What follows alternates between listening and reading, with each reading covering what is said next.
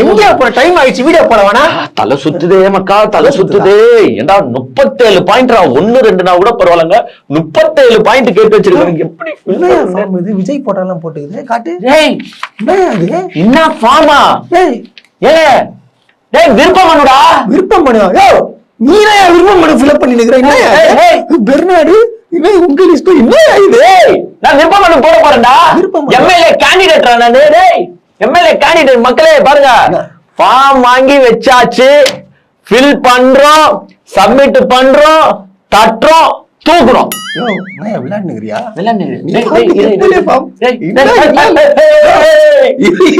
சுத்தி அடிப்பேன், பெண்ணிலே சுத்தி சுத்தி அடிப்பேன். இந்த 37 டிமோட்டிவேட் பண்ணாத. இந்த டிமோட்டிவேஷன் எனக்கு சுத்தமா பிடிக்காது. நான் ஒண்ணு கேக்குறேன், ஏன் நான் போடக்கூடாதா? நான் போடக்கூடாதா? ஏங்க அந்த கட்சிக்காகவும் அந்த தலைவருக்காகவும் டெய்லி என் தொண்டை தண்ணி வத்த வத்த கஷ்டப்பட்டு இருக்கிற உண்மையான வர்ச்சுவல் வாரியர் நானு. நான் சப்மிட் பண்ண கூடாது? என்ன நடக்குதுங்க இங்க பாருங்க மக்களே. இப்ப எனக்கு இதுல என்ன சந்தேகம்னா, ஒரே ஒரு சந்தேகம், அது வந்து மக்கள் தான் தீர்ந்துடணும். இப்ப இதுல என்ன கேட்டுக்கிறாங்கன்னா, அதாவது பாத்தீங்கன்னா 14வது பாயிண்ட்ல 14 இங்க இருக்கு 14, நீங்கள் போட்டியிட விரும்பும் சட்டமன்ற தொகுதி. எந்த தொகுதி? I leave it to audience. I leave it. நீங்களே சொல்லுங்க மக்களே. இந்த ரோஸ்ட் பிரதர்ஸ் ஆகிய இந்த பெர்னார்ட் சேவியர், ஏங்க இவன் டூப்பு, நான் தான் ஒரு உண்மையான வர்ச்சுவல் வாரியர்.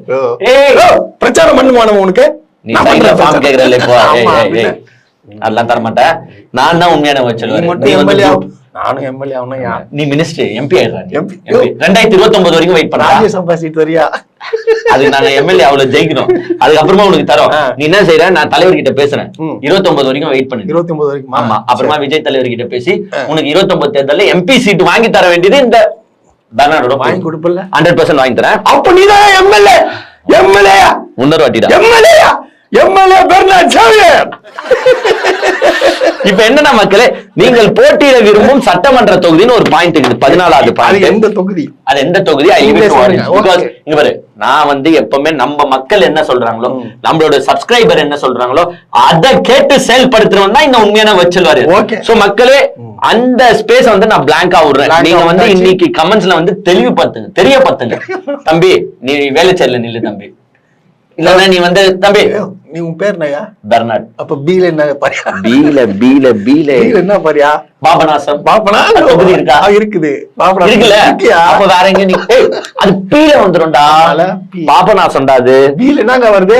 பீல என்னங்க வருது? பீல எனக்கு தெரிஞ்சு ஒண்ணுமே வரலையேங்க. பீல பர்கூர் தொகுதி இருக்கு. பர்கூர் முஸ்லீம்ல நிறைய பேர் இருப்பாங்க. நீயும் இல்லையா? ஆமா, நானும் நின்னாலும் போடு. ஏய், எங்க அண்ணன் பிராண்ட், எங்க அண்ணன் மூஞ்ச காட்டினாலே போதும், நான் தான் ஜெயிக்க போறேன். சோ மக்களே, இப்போதைக்கு நம்ம ஆப்ஷன்ல இருக்கிறது பர்கூர் தொகுதி. ஏன்னா எங்க தலைவர் சொல்லியிருக்காரு, அவங்க பேரு எந்தெந்த வார்த்தையில ஸ்டார்ட் ஆகுதோ அந்தந்த வார்த்தைக்கான தொகுதி தான் உங்களுக்கு ஒதுக்கப்படும் அப்படின்னு சொல்லியிருக்காரு. ஏன்னா அவரும் அப்படித்தான் தேர்ந்தெடுத்து இருக்காரு. சோ இப்போதைக்கு நாங்க பர்கூர் தொகுதியை பிக்ஸ் பண்றோம். பட் இருந்தாலும் நான் வந்து ஆடியன்ஸ்க்கு வந்து மதிப்பு கொடுக்குறேன். சோ நீங்கள் போட்டியிட விரும்பும் சட்டமன்ற தொகுதி, அதாவது 14வது பாயிண்ட். இந்த பாயிண்ட்ல உங்களுக்குன்னு ஒரு ஆசை இருக்கும்ல. என்ன ஆசை? எங்களை வந்து இவ்வளவு நாளா பாக்குறீங்க, தம்பி நம்ம தொகுதியில நின்னா சந்தோஷமா இருக்கும், தம்பி இங்க எம்எல்ஏ ஆனா சந்தோஷப்படுவோம், அதுவும் விஜய் கட்சியில இருந்து எம்எல்ஏ ஆனா ரொம்ப சந்தோஷப்படுவோம் அப்படின்ற உங்க ஆசை உங்க மனசுல எனக்கு தெரியும். நிறைவேற்றுவதுதான் எங்களுடைய. நீங்க நான் எந்த தொகுதியில நிக்கணும்னு ஆசைப்படுறீங்க டிவிகே கட்சி சார்பா அப்படின்றத நீங்க கமெண்ட்ஸ்ல போட்டீங்கன்னா, எந்த தொகுதி நிறைய பேர் சொல்றீங்களோ அந்த தொகுதியை வந்து நான் அப்படியே இங்க செலக்ட் பண்ணி இங்க போட்டுருவேன். ஆனா மக்களே ஒண்ணு தெரிஞ்சுக்கோங்க, நம்மளுக்கு டைம் வந்து கம்மியா, ரொம்ப கம்மியா இருக்கு. 14th நாங்க சப்மிட் பண்றோம். அதை வந்து இப்ப வந்து பாத்தீங்கன்னா 10,000 ரூபாய் வேற கேட்டு இருக்கிறாங்க. பொது தொகுதினா 10,000 ரூபாய். நான் அந்த 10,000 ரூபாய் வேற ரெடி பண்ணணும். படம் வேற ரிலீஸ் ஆகல, பிளாக் டிக்கெட் வேற விற்க முடியாது. அந்த பாயிண்ட் இருக்குடா, அந்த பாயிண்ட் இருக்கு. ஆக்சுவலா 37வது பாயிண்ட்ல வந்து 37 பாயிண்ட்ல அவங்க என்ன கேட்டிருக்காங்கன்னா, ஒரு 24வது பாயிண்ட் மக்களே என்ன கேட்டுக்கிறாங்க, கழக போராட்டங்களில் பங்கேற்று சிறைக்கு சென்றுள்ளீர்களா? எங்க 2 years தான் கட்சி தொடங்கி. ஆமெனில் அதை பற்றி தகவல்கள். கட்சி தொடங்கி 2 years தான் ஆகுது. அதுக்கு முன்னாடி தளபதி மக்கள் இயக்கமா இருந்தீங்க, அப்ப என்னத்த நொட்டு நீங்க கேக்குறாங்க. அப்ப என்ன போராட்டம்? அப்ப சொல்லு, பிளாக் டிக்கெட் வித்தா 4 வாட்டி அரசு பண்ணாங்க. நான் வேற பிளாக் டிக்கெட் விக்கிறியா? நான் வேற பிளாக் டிக்கெட் வைக்கலையே.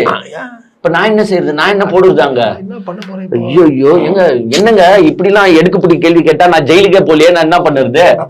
சரி, எனக்கு என்ன சந்தேகம் இதுலன்னா, இவங்க கட்சியில யார் போராட்டம் பண்ணி எந்த ஜெயிலுக்கு போனாங்க? எவன் இந்த ஃபார்ம்ல 24வது கொஸ்டின் யார் ஃபில் பண்ண முடியும்? சரி, இப்ப எங்க புசி ஆனந்த் இந்த ஃபார்மை வாங்குறாருன்னு வச்சுக்கோ. கழக போராட்டங்களில் பங்கேற்று சிறைக்கு சென்றுள்ளீர்களா? தலைமறைவுன்னு போடுவாங்க. புசி ஆனந்த் என்னங்க ஃபீல் பண்ணுவாரு? அதான் சொல்றேன், தலைமறைவு. ஐயா எஃப்ஐஆர் போட்டாங்க, இருந்தாலும் நான் என்ன பண்ணேன்னா மதியாகனை கோத்து விட்டுட்டு, அதாவது ஐயா அவர் எங்களுடைய மாவட்ட செயலாளர், அவருதான் எல்லாத்துக்கும் காரணம் கோத்து விட்டுட்டு எடுத்தான் பாருங்க ஒரு ஓட்டம். எங்க போனேன்னு எனக்கே தெரியலையே ஐயா, என்ன கண்டுபிடிக்கவே முடியலையே. அவ்வளவு பெரிய ஓட்டத்துல நான் ஓடி இருக்கிறேன் ஐயா, எனக்கு எம்எல்ஏ சீட்டு குத்துறீங்கன்னு புசி ஆனந்த் கேட்கலாம். சீட்டா நிர்மல்குமாரும் அப்படி கேட்கலாம். ஆதவ அர்ஜுன் வந்து பாத்தீங்கன்னா, ஐயா நான் வந்து போராட்டத்தை தூண்டுற அளவுல ஒரு ட்வீட்டை போட்டுட்டு தப்புன்னு டெலிட் பண்ண பாருங்க, டெலிட் பண்ணிட்டு நீதிமன்றத்துல அது சும்மா போட்டேன், மன்னிப்பு கேட்டையா, எனக்கு ஒரு எம்எல்ஏ சீட்டு கொடுத்து. ஆக்சுவலா இந்த 24வது பாயிண்ட் சில பேராலதான் இந்த கட்சியில ஃபில் பண்ண முடியும். பிகாஸ் இவங்க நம்பர் 1 போராட்டமே நத்துல, ஒண்ணுமே தெரியாது. நம்பர் 2 இவங்க போராட்டம் நடத்தினால யாரனா கைது புடிச்சு போலீஸ் உள்ள போட்டுச்சானா? இல்ல, வாய்ப்பு இல்ல. மண்டபத்துல வச்சு 1 ஹவர்ல அனுப்பிச்சு, பெரிய மண்டபத்துல உட்கார வச்சு 1 ஹவர்ல அனுப்பிட்டு இருப்பாங்க. சோ போராட்டங்களால் கைது செய்யப்பட்ட நபர்கள் யாருமே கிடையாது. சில பேர் இருக்கானுங்க, அவனுங்களாம் யாருன்னா நீதிபதியை விமர்சனம் செஞ்சு ஜெயிலுக்கு போனவனுங்க. அரசாங்கத்தை கான்ஸ்பிரசி தியரி செட் பண்ணி, அதாவது கரெக்டான தகவல்களை எடுத்து பேசியிருந்தா பிரச்சனை கிடையாது.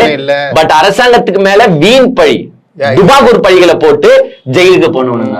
அதெல்லாம் யாருன்னு உங்களுக்கு நல்லாவே தெரியும், வர்ச்சுவல் வாரியர்ஸ். சோ இந்த மாதிரி ஒரு 2-3 வர்ச்சுவல் வாரியர்ஸ் என்ன அந்த கட்சியில இருக்கு. அம்மா என்ன சொல்லியா பட்டுன்னு இந்த பாயிண்ட்ல 24வது பாயிண்ட்ல ஃபர்ஸ்ட் விஜய் என்னத்தடா ஃபீல் பண்ணுவாரு? ஆமாம்பா, அவரு என்ன ஃபீல் பண்ணுவாரு ஒண்ணும் புரியலையே.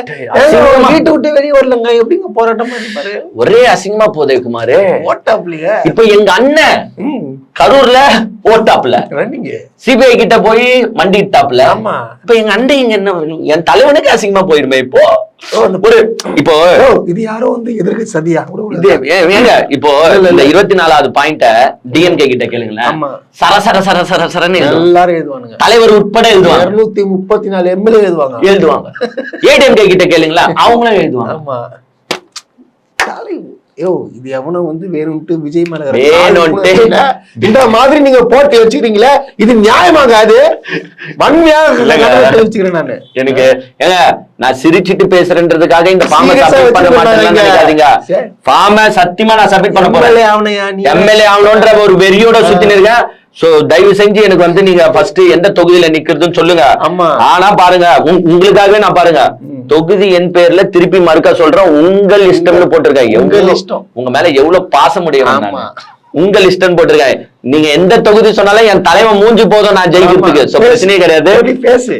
சோ 37 பாயிண்ட போட்டு ஒரு விருப்ப மனுவை 100 ரூபான்னு ஃபர்ஸ்ட் விநியோகம் பண்ணிட்டு, அதுக்கப்புறமா அங்க கட்டுக்கடங்காத கூட்டம் வந்த காரணத்தால ஆன்லைன்ல யார் வேணாலும் டவுன்லோட், யார் வேணா பண்ணிக்கலாம், யார் வேணாலும் ரீல்ஸ் போட்டுக்கோங்க, யார் வேணாலும் எம்எல்ஏ வேட்பாளருக்கு அப்ளை பண்ணுங்க. இப்போ அவங்க சொன்னாங்கல்ல 1.5 ஹவர்ல கிட்டத்தட்ட 10,000 ஃபார்ம் எங்களுக்கு சேல்ஸ் ஆச்சு.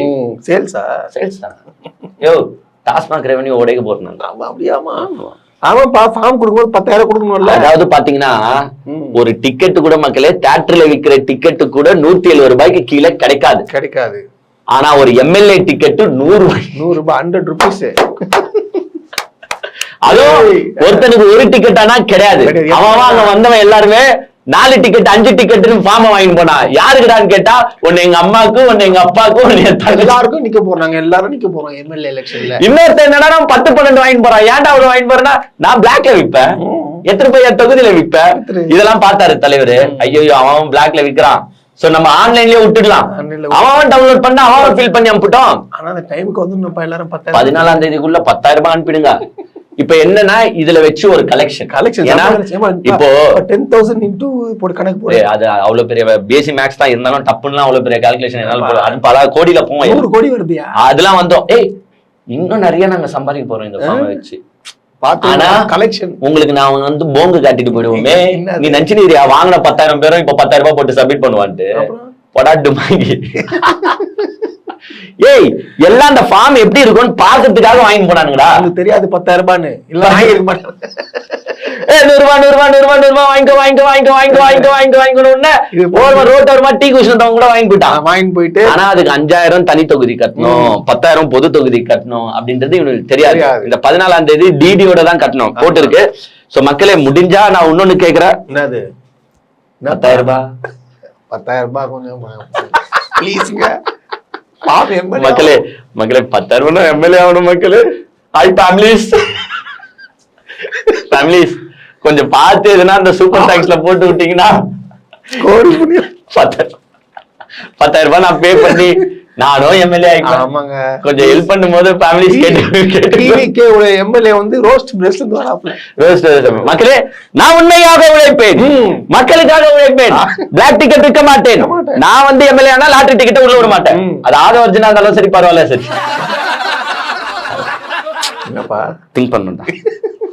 எங்க கொள்கையில் அது வரல. பிரைவேட் ஆனா நானும் ஒரு ஷேர் ஹோல்டர் ஆயிடுவேன். மக்களே நிதி உதவி செய்து இந்த ஃபார்மை நான் சப்மிட் பண்றதுக்கு ஒரு 10,000 ரூபாய் ரேஞ்சில ஹெல்ப் பண்ணீங்கன்னா போதும். அப்புறமா போக்குவரத்து செலவு, ஆமா அந்த செலவுலாம் கொஞ்சம் இருக்கு பார்த்து. சீரியஸா கேட்கணும். 37 பாயிண்ட் ஒரு கட்சி 100 ரூபாய் ஒரு ஃபார்ம்.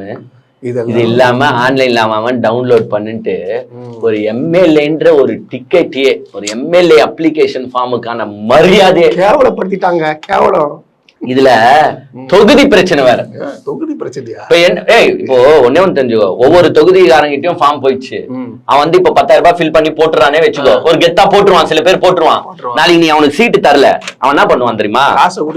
இந்த ஃபார்ம் அப்படி தூக்கி அப்படி கடாசுவான். 10,000 ரூபாய் வாங்கினல காசா கூடியா அப்படின்வான். குத்துருவாங்களா? ஆக்சுவலா ரீஃபண்ட் பண்ணுவாங்க. சீட்டு தரலன்னா ரீஃபண்ட் பண்ண மாட்டாங்களா? எப்படி தருவாங்க? நீ வேற இது வேற. அப்ப 10,000 ரூபாய் அவங்க என்னங்க நீங்க. சோ அவன் இப்ப எவ்வளவு பெரிய பிரச்சனைகள் ஆக போகுது பாருங்க. அவன் 10,000 ரூபாய் கொடுத்து சப்மிட் பண்றான். ஒரு தொகுதிக்கு எப்படி இங்க கிட்டத்தட்ட 10, 15, 20 பேர் ஆச்சு சப்மிட் பண்றான்னு வச்சுக்கோ.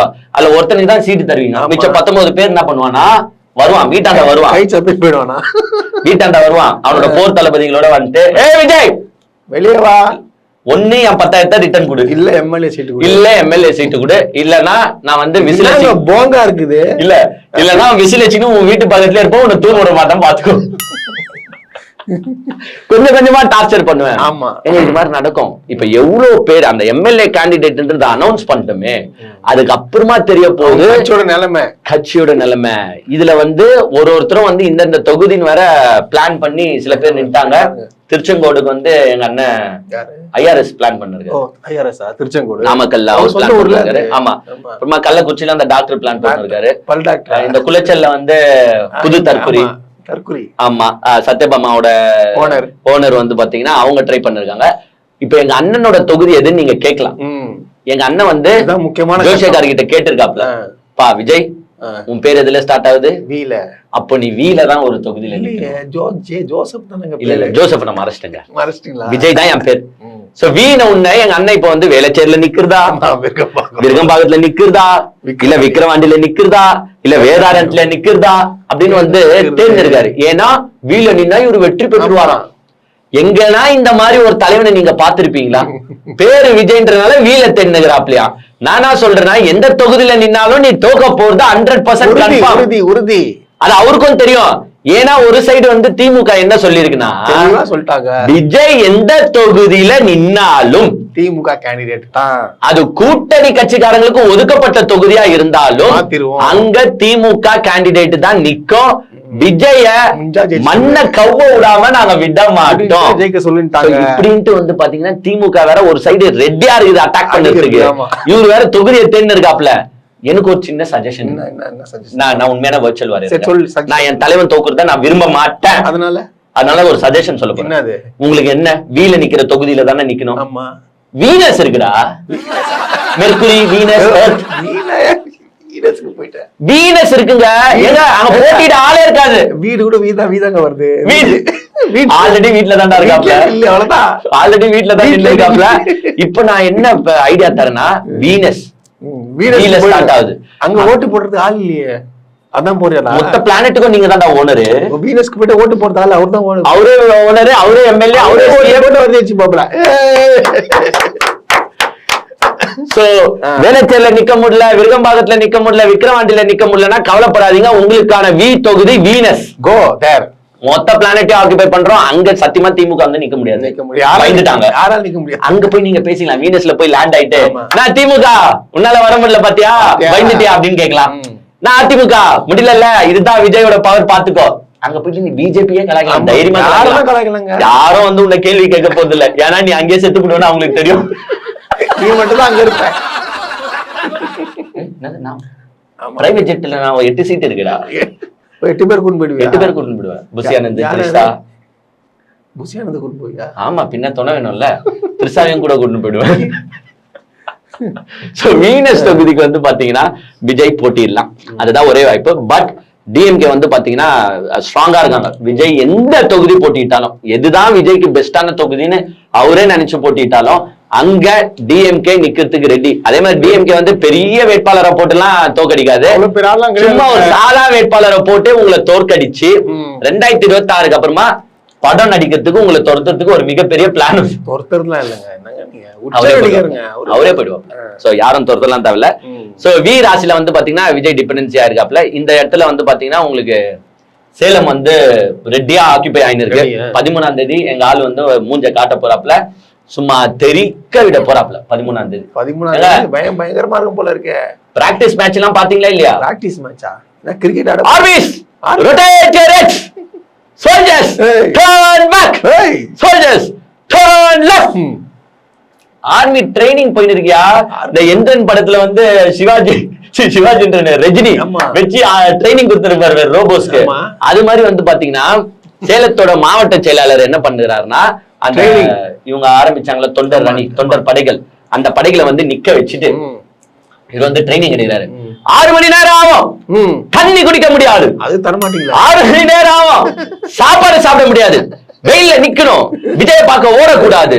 அங்கங்க விஜய பாதுகாக்க ஆட்கள் வருவாங்க, அவங்க பாதுகாத்துப்பாங்க. பட் நிர்வாகிகளையும் மக்களையும் பாதுகாக்க வேண்டியது உங்களுடைய பொறுப்பு. எங்கேயுமே போக கூடாது. நான் எங்க சொல்றேனோ அங்கதான் நிக்கணும், அங்கேதான் நிக்கணும். நிக்கிறது அப்போ அது ஆம்புலன்ஸ் நாங்க அனுப்பிடுவோம், நீங்க கவலைப்படாதீங்க. செத்துட்டு வருப்பா. வெயில நிக்கணும், நிப்பியா 5 மணி நேரம் இல்ல 6 மணி நேரம் தளபதிக்காக இப்பவா தண்ணி குடிக்க முடியாது, சாப்பாடு சாப்பிட முடியாது, ஸ்ட்ரென்த்தா இருப்பியா? நம்மளுக்கு என்ன முக்கியம்? தளபதி பாத்துக்கிறதுக்கு அவங்க வராங்க, அவங்க கூட டீம் இருக்கு. காரணத்துக்கு கூட தளபதி முகத்தை கூட பார்க்க கூடாது. உன்னை எங்க போட்டாலும் சரி, உள்ள போட்டாலும் சரி, வெளியே போட்டாலும் சரி, தூரமா போட்டாலும் சரி, மலை மேல போட்டாலும் சரி, பக்கத்துல மலை இருக்கு, தளபதி பார்க்க ஆர்வ கோளாறுல மலையை கூட மேல வருவோம். அப்ப நீங்க தான் அங்க போய் பாத்துக்கணும். அப்ப நான் இங்க நிப்பேன், அங்க நிப்பேன், எதுவுமே இருக்கக்கூடாது. இததான் இப்பதான் ஸ்டார்ட் பண்றாங்க. இந்த தொண்டரணி எல்லாம் எப்பவோ போட்டு இருக்கணும். இப்ப உக்காந்துக்கிட்டு ரீல்ஸ் எடுக்கிறதுக்காக இந்த பில்டப் வேற. எது ரீல்ஸ் எடுக்கிறதுக்கு கேமரா பாருங்க. எங்க சேலம் மாவட்ட செயலாளர் பாருங்க, கட்டுக்கோப்பா எப்படி வச்சுன்னு இருக்காரு பாரு. இந்த கட்டுக்கோப்பு எல்லாம் 13ஆம் தேதி தெரியும். அங்க நின்று 60 பேரும் விஜய் வந்தாருன்னு ஓட்டுருவானுங்க. ரொம்ப முக்கியமான பாயிண்ட் சொல்லிய, மரத்துல ஏறுவானுங்க, மரத்துல ஏறுவானுங்க. அங்க பாருங்க மலை இருக்குது, அந்த மலை மேல கூட ஏறி வந்து விஜய் நீங்க தடுக்கணும். ஏன்னா இவங்களே மரத்து மேல தான் இருப்பானுங்க. சோ ஃபர்ஸ்ட் நீங்க மரத்துல ஏறாதீங்கன்றாரா, அதுக்கப்புறமா சொல்றாரு இப்படி எல்லாம் நடக்கும். டிரான்ஸ்ஃபார்மர் மேல ஏறுவானுங்க, கம்பி மேல ஏறுவானுங்க, கொம்பு மேல ஏறுவானுங்க, மரத்து மேல ஏறுவானுங்க. இவங்க எல்லாரையும் தடுக்க வேண்டியது உங்களுடைய பெருமை. சோல்ஜர்ஸ் ப்ளீஸ், நீங்க வந்து எப்படின்னா 360 டிகிரில சுத்தினே இருக்கணும், ரொட்டேஷன்லயே இருக்கணும். நிர்வாகிகளை பார்த்து கவனிக்க வேண்டியது உங்களுடைய பொறுப்பு. அப்படின்னு வந்து பாத்தீங்கன்னா சேலத்துல வந்து ஆடியன்ஸை வந்து இது பண்ணிருக்காரு, ஒரு ட்ரெயின் அப் கொடுத்துட்டு இருக்காரு. சோ 13ஆம் தேதி அங்க வந்து இது நிர்வாகிகள் சந்திப்பு நடக்கும் போது போலீஸும் ஓகே நத்துக்கோங்க அப்படின்ட்டு சில கண்டிஷன்ஸை போட்டு நடத்த விட்டுருக்காங்க. பாண்டிச்சேரியில போட்டு அதே கண்டிஷன், சோ பெருசா ஒண்ணும் இல்ல. நீங்க போலீஸ் எல்லாம் தயவு செஞ்சு கேள்வி கேட்காதீங்க. ஏன்னா நீங்களே பாண்டிச்சேரி சம கவர்மெண்ட் சம போலீஸ் நீங்க சொல்லி அடிப்பாங்க வரேன். ஆமா. கண்டிப்பா பொழக்கு அடிப்பாங்க உன்னதாங்க ஞாபகம் வருது. என்னப்பா அந்த சைடு வந்து தேனியில பிரச்சனை, தேனி பிரச்சனை தெரியும். சாட்டை தெரியுமே. ஏன்னா நீங்களே கேள்விப்பட்டிருப்பீங்க, சாட்டை துரைமுருகன் வந்து டிவிக்கே வந்து விமர்சனம் செய்யற ஒரு கேரக்டர். ஆக்சுவலா நம்ம எப்படி விமர்சனம் செய்யறோமோ அது மாதிரி அவர் விமர்சனம் செஞ்சுட்டு இருக்காரு. சாட்டை துரைமுருகன் வந்து அவர் மேல கட்சி ரீதியா நம்மளுக்கு வந்து மாறுபட்ட கருத்துகள் இருக்கலாம். பட் டிவிக்கேவை ரோஸ்ட் செய்யறாப்ல, நாங்க ரோஸ்ட் செய்யற மாதிரி அவரும் ரோஸ்ட் செய்யறாப்ல. அந்த ரோஸ்டுக்கு நம்மளுக்கு எப்படி இவனுங்க வந்து தியேட்டர் போனாலும் வந்து குறைச்சல் கொடுப்பானுங்க, எங்கன்னா ரோட்டுக்கு போனாலும் குறைச்சல் கொடுப்பானு. டெய்லி வந்து பாத்தீங்கன்னா 100-200 பேர் போன் போடுவான். டெய்லி 100-200 பேர் போன் போடுவான். அவன் டீசென்டா பேசினா நான் டீசென்டா பேசுவேன், அவன் அசிங்கமா பேசினா நான். இது இப்ப பிரச்சனை என்னன்னா, சும்மா கண்ணாடி போட்டுக்கின்னு இப்படி சைலண்டா உட்காந்து பேசுறதுனால நம்மளுக்கு என்னமோ பேச தெரியாது. நாங்களாம் கொடுப்பா எங்க வாயை கிண்டி விட்டா நல்லா வந்துரும். அது வந்து சில பேர் எவனா ரெக்கார்டிங் எடுத்து வைப்பான், அவன் போடலாமான்னு யோசிச்சுன்னு இருப்பான். ஆனா போட முடியாது. ஏன்னா ஃபர்ஸ்ட் நாங்க அடி வாங்கிடுவோம், அப்புறமா தான் அடிப்போம். சோ ஃபர்ஸ்ட் அவன் கேட்ட கேள்விக்கு நெக்ஸ்ட் நம்மளுடைய கேள்விகள்லாம் வந்து பகிரங்கமா தான் இது பண்ணுவோம். சோ நம்மளுக்கும் இதே மாதிரி டார்ச்சர் தான், எங்க போனாலும் இவனுக்கு டார்ச்சர் தான். ஏன்னா இவனுங்களுக்கு வந்து கேள்விக்கு பதில் சொல்ல முடியுமா தெரியாது, கேள்வியே தெரியாது. அசிங்கமா பேசுவானுங்க, இல்ல மிரட்டுவானுங்க. அதே தோனியதான் என்ன பண்ணிருக்கானுன்னு பார்த்தா சாட்டை துரைமுருகன் கிட்ட இருந்து போட்டாங்க. இல்ல எனக்கு ஒரு சந்தேகம், அவருக்கு ஏன் அந்த பேர் வந்துச்சு? ஏங்க இது நான் கலாய்க்க அப்படியா? உண்மையிலேவா? ஆமாங்க. அப்போனா இது புஷ்பா படத்துல வருமா அந்த மாதிரியா? அந்த லெப்ட் பாண்டி வந்து பாத்தீங்கன்னா ஆல்ரெடி வந்து சாட்டை துரைமுருகன் வந்து வீடியோ போட்டதுக்கு வந்து ஒரு மிரட்டல் விட்டு இருக்காரு. ஒரு மாசத்துக்கு முன்னாடியே மிரட்டல, நீ தேனி பக்கம் வந்துட்டு போயிடுவியா, உன்னை செஞ்சிருவான் கிஞ்சிருவான் அப்படின்ட்டு வந்து பாத்தீங்கன்னா மிரட்டல் விட்டு இருக்காரு. அப்பயே அவர் மேல எஃப்ஐஆரும் போட்டிருக்காங்க. ஆனா காவல்துறை வந்து சரி இதுக்கு அரெஸ்ட் பண்ண வேணாம், பையன் இன்னொரு வாட்டி தூள்னா பாத்துக்கலாம் அப்படின்ட்டு ஒரு எடுத்து வச்சுட்டாங்க. இவரு தேனிக்கு வாழ பாத்துப்போம் அப்படி இப்படின்னு வீராபோசனம் பேசுறதுனால சாட்டையும் சரிடா வரேன் இரு நானும் வரேன் அப்படின்ட்டு தேனிக்கு போயிருக்காப்ல பேசுறாங்க. அங்க பேசும்போது விஜய் பத்தி விமர்சனம் தானே, விமர்சனம்ன்றது எல்லாரும் வைக்கிறது தான். இப்ப நீங்க உட்காந்துக்கின்னு டிவிக்கு மேடையில டிவிக்கு டைலாகியா பேசினீங்க, ஃபுல்லா உட்காந்து திமுக தான் விமர்சனம் செஞ்சுருக்கீங்க. திமுக ஸ்டாலின் பாரு, இப்படி பாரு அப்படி பாருன்னு தான் விமர்சனம் செய்றீங்க. அது மாதிரி உங்களுடைய வரியை இப்ப விமர்சனம் செய்வது அவருடைய கடமை. விமர்சனம் செய்யும் போது அடே 4 பைக் அப்படி போறது, விசில வச்சுக்கின்னு ஆர்நேஷன் போகுது, போனவனுங்க அப்படியே போறது இல்லாம திருப்பியும் யூட்டர் நேஷனல் திருப்பியும் வம்பிழுக்க வருது, ஆளுங்களை கூட்டு வந்துக்கிறானுங்க. சோ இதே மாதிரி பண்ணிட்டு இருக்கும்போது அவரு வந்து 10 பாயிண்ட் பேசுறது பதிலா 20 பாயிண்ட் ஆஃப்லயே பேசிட்டாப்ல. நீங்க ஃபர்ஸ்ட் பத்திரமா இருங்கடா, ஹெல்மெட் போடாம போறீங்க, செத்துரு போறீங்க. இல்ல என்னடா பாத்து போ செத்துறாத, தளபதி வாழ்வாரு நீ வாழ மாட்ட. அங்கிருந்து போய் தளபதினா இதுதான் இந்த ஏரியால டாஸ்மாக மூட சொல்லுங்கிறது. ஒரு கட்டிஷன் போட்டு வந்து அவர் வாழ்வாரு. இதான் அநாகரியமான அரசியல். பாத்தீங்களா? இதற்காகத்தான் இந்த தற்கொலை கூட்டத்தை, இந்த கேடுகட்ட கூட்டத்தை ஒழிக்கணும். ஒரு கட்சியின் கூட்டம் நடைபெறும் போது குறுக்க வந்து தளபதி தளபதி டிவிக்கு நம்பருங்க, பரிதாபங்க.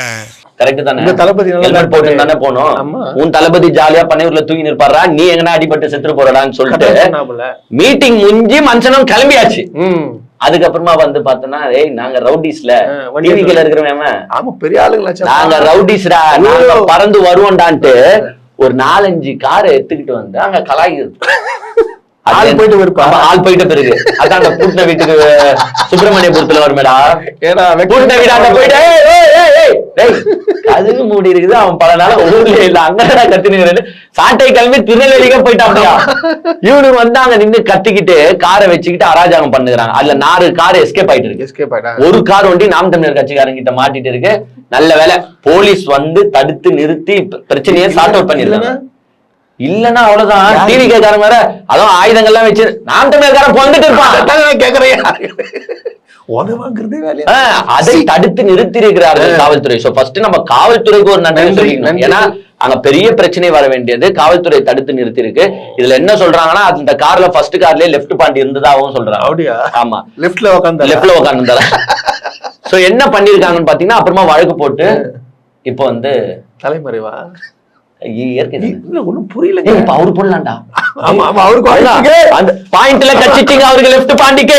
அவர் பார்ட்னர் சொல்லிருப்பா வீடியோல. லெஃப்ட் பாண்டி நீங்க வந்து அந்த 14வது பாயிண்ட்ல போடலாம், தைரியமா போடலாம். நான் வந்து பாத்தீங்கன்னா சாட்டை துறைமுகம் மிரட்டி கேஸ் வாங்கிருக்கேன். 14 வந்து சட்டமன்ற தொகுதிடா. 24 இது வேற 37 பாயிண்ட் 24ல வந்து நீங்க வந்து தாராளமா போடலாம். இது மாதிரி சாட்டை துறைமுருகன் கொலை மிரட்டல் விட்டு கைது செய்ய வந்தாங்க. ஓடுனா பாருங்க ஒரு ஓட்டம் நிக்கலையே, லாரி வருதான்னு கூட பாக்கலையே, தெரிச்சு ஓடுனங்க. எனக்கு ஒண்ணு புரியலங்க. தலைமறைவுன்னு அவன் தலைவனும் தலைமறைவு, புஷியானதும் தலைமறைவு, வரமாட்டேங்க ஊருக்குள்ள. நான் இனிமேட்டு தலைமறைவு கட்சியாவே இருக்குது. ஆன்டிசிபேட்டட் பெயில் போட்டு அது வர வரைக்கும் நான் ஒரே ஒரு ஐடியா தரேன். என்னது? சிபிஐ விசாரணை கேட்டு இதுக்குமா?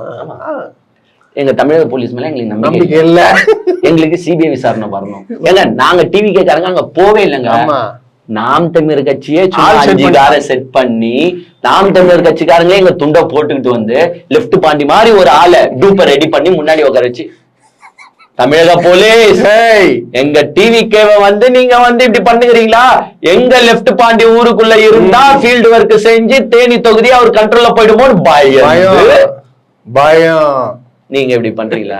தலைமறைவு தான் மொத்த கட்சியை ஏன் பண்ணுது தப்பு தானே. கொலை மிரட்டல் விடலாமா? விடக்கூடாதுல்ல. அப்பப்போ ஜெயிலுக்கு போ, தைரியமா போ. அசிங்கமா பேசக்கூடாது, பப்ளிக் பிளேஸ்ல பேசக்கூடாதுதான், கேஸ் போடதான் செய்வாங்க. ஜெயிலுக்கு போ, நீ பண்ணதுக்கு தானே கேஸ போடுறாங்க. இப்படி ஓடி போயினே இருந்தா எப்படி? வாடா வாடா வாடா என் ஏரியாவுக்கு வாடா வாடா வாடான்றது. இந்த ஏரியா சொல்லடா, அந்த ஏரியாவுக்கு வாடா வாடா வாடா வீட்டுக்கு தைரியமா. சோ இந்த மாதிரி வெறும் ஏழ்றைகளை கூட்டத்துக்கு மட்டும்தான் இந்த கட்சி இருக்கே தவிர்த்து வேற எதுவும் இல்ல. கருத்துக்களை கருத்தால் கையாள வேண்டும். இப்ப நாங்க ஒண்ணு பேசுறோமா, நீ புலி வரி ஏய்ப்பை பத்தி பேசுறோமா, ரிட்டனுக்கு பதில் சொல்றா நீ. என் தலைவன் வரி ஏய்ப்பு செய்யலையா அப்படின்னு சொல்லு. ஏய் ஏன்டா கருவை விட்டு ஓடினாருன்னா, டேய் அவர் ஓடல இதுக்காக ஓடினார் அப்படின்னு சொல்லு. ஏன் 7 அவர் லேட்டா வந்தாருன்னா, ஏய் அவர் லேட்டா வரும்போது திடீர்னு வயிறு வலிச்சுட்டான் பாத்ரூம் போயிட்டு வரதுக்கு லேட் ஆயிடுச்சு அப்படின்னு சொல்லு. பாத்ரூம் ஆகும் அவருக்கு ப்ராப்ளம் எதுனா அப்படி சொல்லு. அத விட்டுட்டு அசிங்க அசிங்கமா திட்டுறது 200 ரூபாய் ஊப்பி, நீங்க இப்படி அசிங்கமா திட்டுறது 200 ரூபாய் ஊப்பி குடும்பத்தை இழுக்கிறது, இதெல்லாம் இழுத்தீங்கன்னா இன்னும் கொஞ்சம் நாங்க பூஸ்ட் தான். அது போக பப்ளிக் பாத்துட்டு இருக்காங்க. பப்ளிக் பாத்துறான். உங்களுக்கு தக்க பாடங்களை எப்ப கொடுப்பானா? 2026ல. இப்போ ஒவ்வொரு விஜயம் வருவான், ஒவ்வொரு விஜயம் வந்து பூத்துல கொட்டுவான் பாரு, கொட்டுவான். ஒரு விஜயே நம்மளால வந்து பார்க்க முடியலப்பா. திருப்பி திருப்பி இன்னொரு விஜய் கேடு. இததாண்டா விஜய் வந்து நாட்டுக்கும் வீட்டுக்கும் கேடு, மொத்த தமிழ்நாட்டுக்கே கேடு அப்படின்னு தான் போட்டு முடிக்கணும். இப்போ இன்னொரு சைடு பிரச்சனை உங்களுக்கு தெரியும், ஜனநாயகன் படம் இஷ்யூ பிரச்சனை தான் ஆயிட்டு இருக்கு. மண்டித்தாச்சு அங்கேயும். மண்டி அங்கேயுமா? இததானடா நான் முன்னாடியே சொன்னேன். இதுக்கு மோடி நீ அப்பவே சொல்றது கேட்ட. அப்பவே நான் என்ன தெரியுமா சொன்னேன்?